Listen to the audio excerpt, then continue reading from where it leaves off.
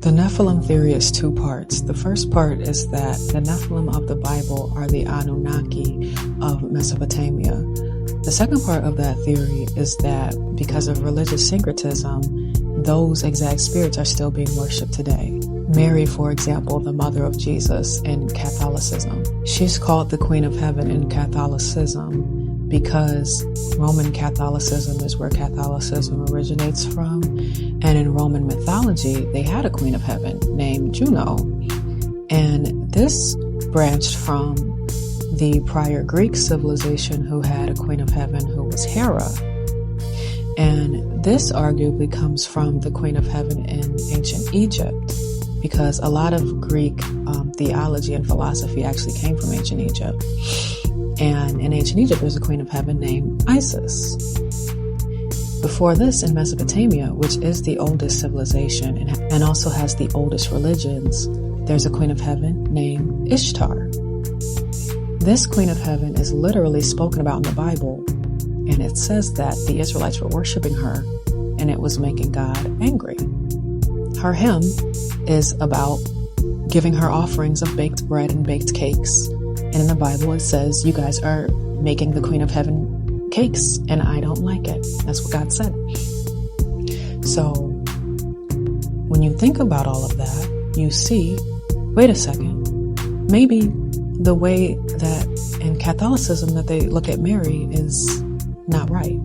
And it's actually the exact same thing from the Anunnaki, which would be the Nephilim. Well, what makes the Anunnaki the Nephilim? In the Bible, Abraham is in Mesopotamia. Abraham is before the Israelites. Abraham lived in Mesopotamia, and his own father worshipped the gods of that land, as the Bible says. The gods of that land were literally the Anunnaki. The thing is, before Mesopotamia, there was a worldwide flood. There was nothing. What was going on that caused the flood? The Nephilim. So in my book, I go through every single pagan god we have today and show how they actually originated from the Anunnaki. And I also get into more details about why God said, don't worship them. There's a story of a woman who grew up Catholic, and then when she was older and was introduced to witchcraft, she became a witch. And she stated that she felt like Catholicism prepared her to be a witch. Well, why is that? She was saying that the saints in Catholicism were so much like the different gods and goddesses in witchcraft. Well, how could that be? Well, I guess there are a lot of similarities between Catholic saints and the different gods and goddesses in Roman paganism. But are they literally the same? The Nephilim theory argues that they are all exactly the same, and because of religious syncretism, people move to a new culture and change names, change languages, change their culture, and so they just basically change their gods as well. Some proof of that is the American Jesus. The American Jesus doesn't even look like a Jewish man today. And on top of that, religious syncretism is so strong that Black Americans will just take the image of the American Jesus and make him black. So in America, Black people have a Jesus with a jerry curl or dreadlocks with a six-pack. That doesn't even make any sense. But religious syncretism is just what humans do. But in the book, I argue that demons have used that against us for thousands of years now, and I think it's time that we wake up. Do you know what this symbol really means? It isn't just a cute tattoo or a yoga chant. In Hinduism, it's actually believed to be the sound that created the universe. And when people chant this vibration, they're honoring Brahma. Brahma is the Hindu god of creation. You may not know, but Hinduism has their own trinity as well. Brahma the creator, Vishnu the preserver, and Shiva the destroyer. The idea of having a trinity might sound familiar to you. In the Nephilim theory, I dig deeper into who these beings really are and examine their connections to the Anunnaki and the Nephilim, fallen angels. But please be aware when you see that symbol. For me personally, when I was dealing with a lot of anxiety and depression, somebody suggested that I chant that and just meditate on that, and that is worship of a false god. So also in Hinduism, a lot of times they'll tell you they don't really believe that these beings are people, and like, for example, Brahma just represents creation. He's not a real idol, but I don't think that that's something widely believed by every single Hindu person, and this is just idolatry at the end of the day. So I do have more videos coming on these topics. If you do get to check out my book, please comment and let me know what you think.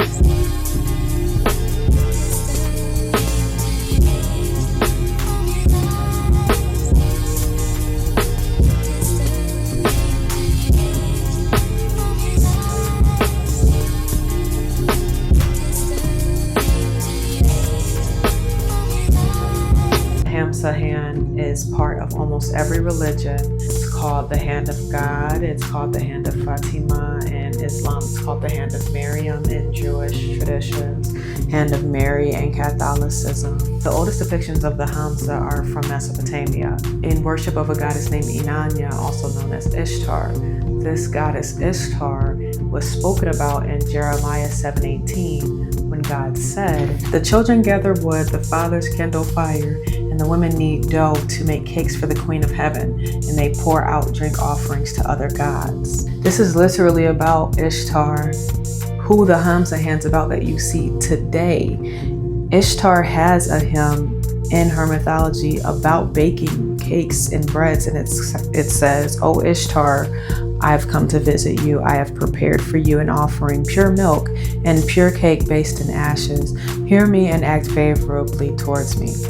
And again, all of this is in this book. I really suggest, if you do missionary work or if you just have any interest in learning these things, please get this book so that you know what's going on in the world. I basically wrote this book to show all of my research connecting the Nephilim of the Bible to the Anunnaki, which were the gods of Mesopotamia. I have all of my research in this book, and then at the end, I also have all of my sources. I expose all of the things that different pagan groups practice in their rituals. I also expose the end goal of all of this and why we really need to know who the Anunnaki are and what's going on in different religions, as well as the origins of these religions. For example, both astrology and the Hamsa hand come from Mesopotamia.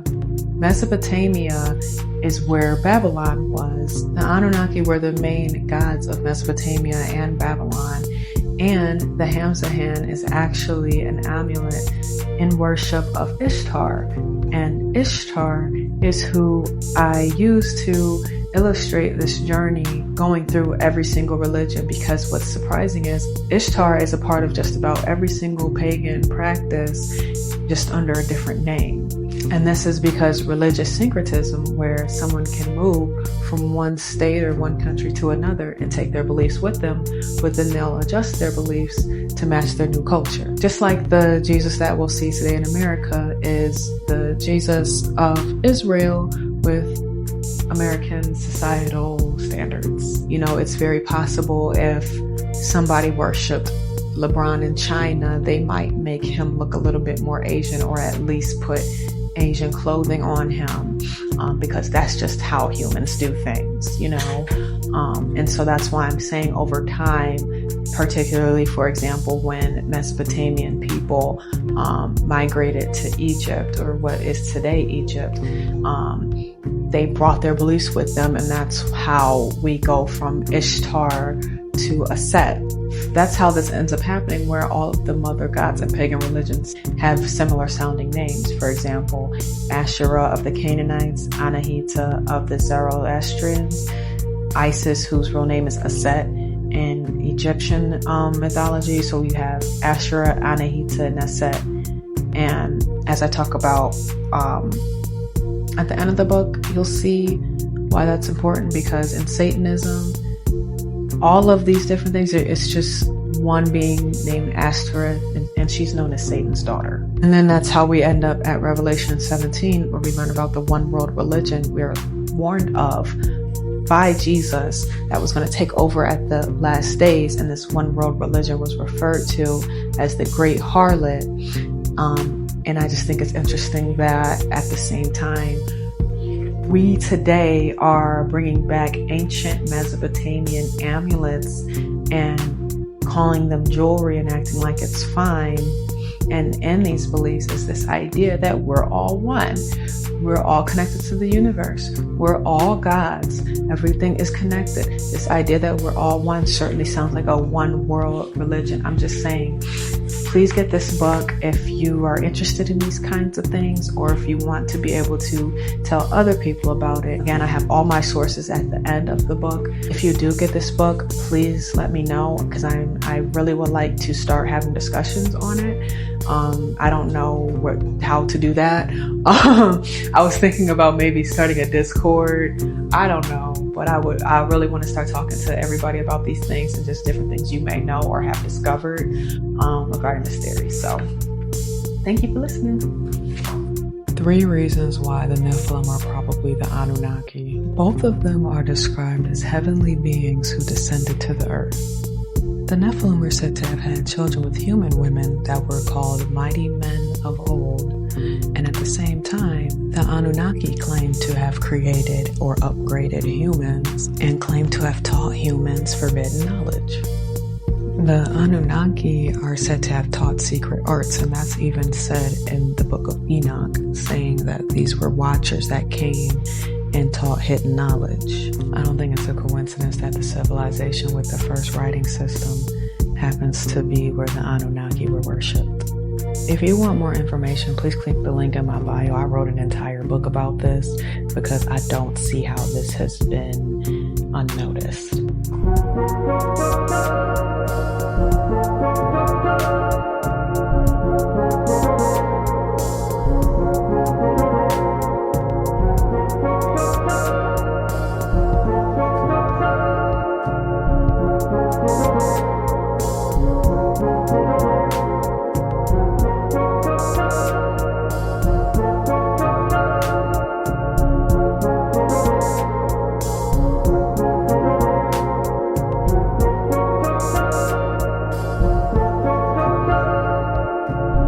In the first chapter about how certain angels or certain sons of God, and they're also called watchers, when they came down, they taught different things to humans, such as astrology, weaponry, makeup, things like that, nail polish, painting of the nails, I think it was called, things like that.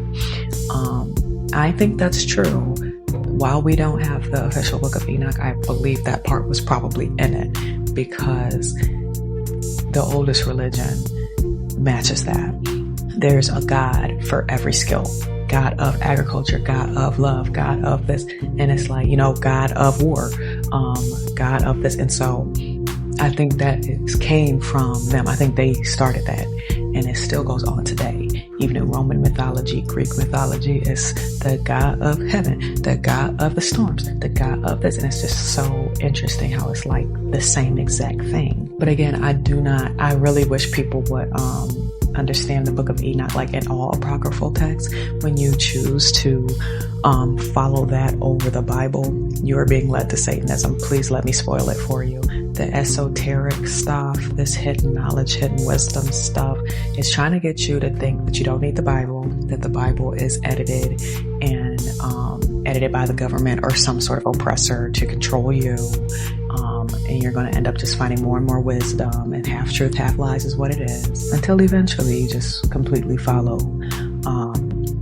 Satanism or some form of it, which there's lots of forms of it, which we'll get into later.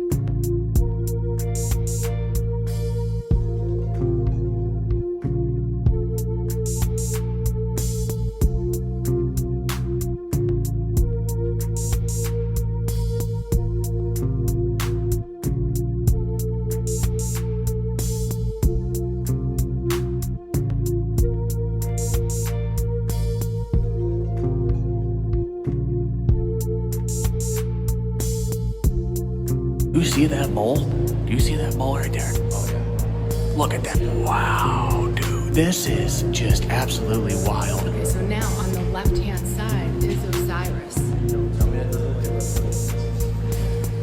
So look at... Oh, dude, that's an Anunnaki. Yeah. Right. So that's Anunnaki. That's Enlil and Enki, the Anunnaki, and that's Osiris, and Isis is behind him. Those wings are the wings of Isis, and Osiris are fighting the Anunnaki. Absolutely it is. Yeah, the Anunnaki on either side. Yes. This is in the Boston Public Library. Yeah, the wing disc. And that is, dude, do you see that mole? Do you see that mole right there? Oh, yeah. Look at that. False gods you don't know about. 1. Queen Mother Mary. Catholicism elevates Mary, the mother of Jesus, to a level of reverence that Scripture does not support. While Mary was highly favored and chosen by God, Luke 1:28, the Bible never teaches that she should be prayed to or worshipped. Mary herself acknowledged her need for salvation, saying, "My spirit rejoices in God my Savior," Luke 1:47, affirming that she was fully human, not divine. 2. Allah's daughters. In pre-Islamic Mecca, the Quraysh tribe venerated 3 chief goddesses, Allat, Al-Uzza, and Manat, known as the daughters of Allah. The Quran itself records their importance, Surah 53, 19, 20. These goddesses were believed to intercede with the High God and were associated with fertility, war, fate, and celestial power. 3. The Buddha. What many do not realize is that Buddhism did not emerge independently. It developed directly out of Hinduism, borrowing foundational concepts such as karma, reincarnation, meditation, and liberation from rebirth. Buddhism did not reject Hinduism's framework so much as strip away its creator God, leaving humanity to save itself. This denial of a creator and redeemer directly contradicts the gospel, replacing Christ's sacrifice with self-reliance. You can finally learn the truth about every pagan god. Buy the Nephilim theory to find out the hidden truth.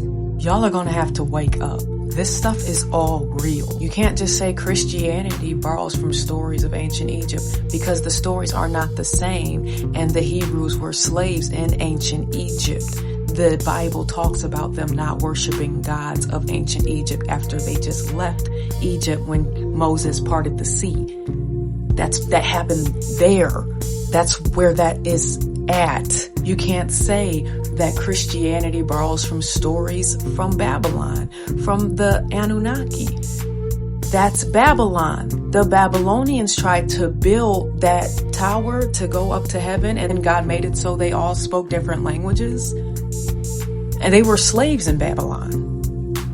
God talks about the Babylonian gods, the Anunnaki. They're mentioned in the Bible when God literally fought them. So you can't say that the God of the Bible is actually them. Christianity is one of the only religions that is not worshiping new versions of the fallen angels that are called the Nephilim. The Nephilim theory goes to the beginning, from the flood. After the flood, people were in Mesopotamia. There is a Mesopotamian story in their own mythology of a man building an ark because the world flooded.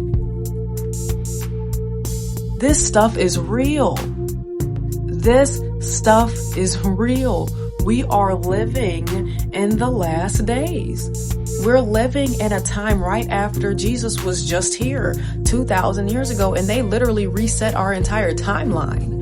We're talking about it's 2026. It's like 12,026. We gotta wake up. Look what's going on around us. Are we gonna just keep being asleep? Or are we gonna start to call on the one person that can probably help us through all of this? If you haven't read the Nephilim theory, you need to read it so you can see what's going on.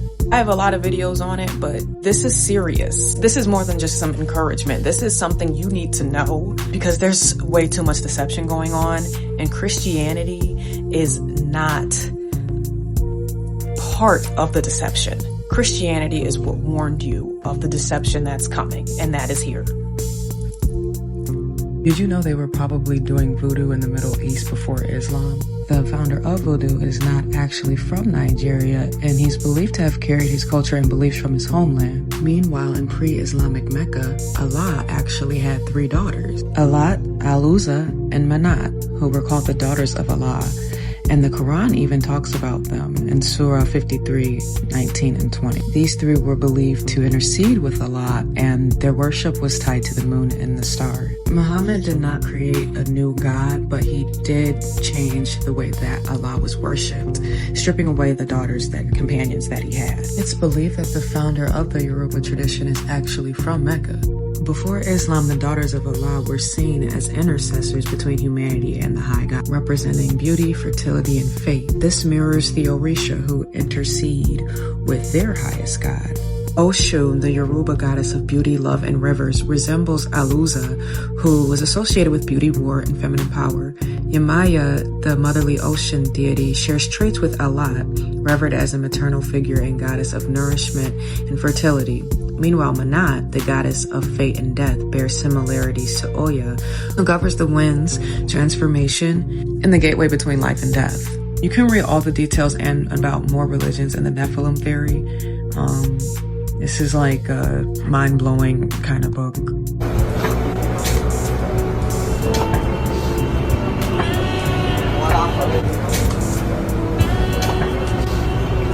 By eating the flesh, or particularly by drinking the blood of another living being, a man absorbs his nature or life into his own. This is a quote from one of the most well-known occultists, Aleister Crowley, who Jay-Z is a big fan of. What's going on in the Epstein files actually directly ties into the Nephilim theory and the fallen angel. And this book was out before the files came out, just exposing what goes on in hidden satanic rituals. The quote continues, "The blood is the life." This simple statement is explained by the Hindus by saying that the blood is the principal vehicle of vital prana. It was the theory of the ancient magicians that any living being is a storehouse of energy varying in quantity according to the size and health of the animal, and in quality according to its mental and moral character. At the unaliving of the animal, this energy is liberated suddenly for magical purposes. The animal should therefore be unalived within the circle or the triangle, as the case may be, so that its energy cannot escape. An animal should be selected whose nature accords with that of the ceremony.